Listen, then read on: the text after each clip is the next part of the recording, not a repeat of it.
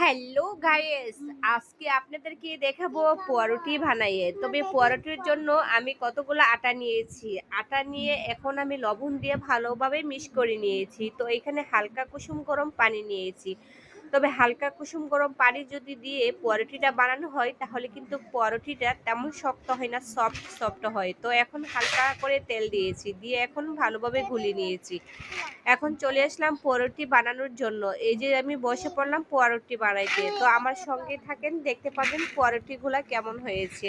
তো এখন আমি পাউরুটি বানিয়ে এখন এই যে বানাচ্ছি পাউরুটিগুলা। তো পাউরুটিগুলা বানাতে গেলে কাইটা কিন্তু অল্প একটু বেশি নিতে হয়, তাহলে কিন্তু পাউরুটিটা খাইতে অনেকটা সফট হয়, দেখতেও খুবই সুন্দর লাগে। এই যে আমি পাউরুটি বানাচ্ছি, তো আপনারা এখন দেখতে থাকেন।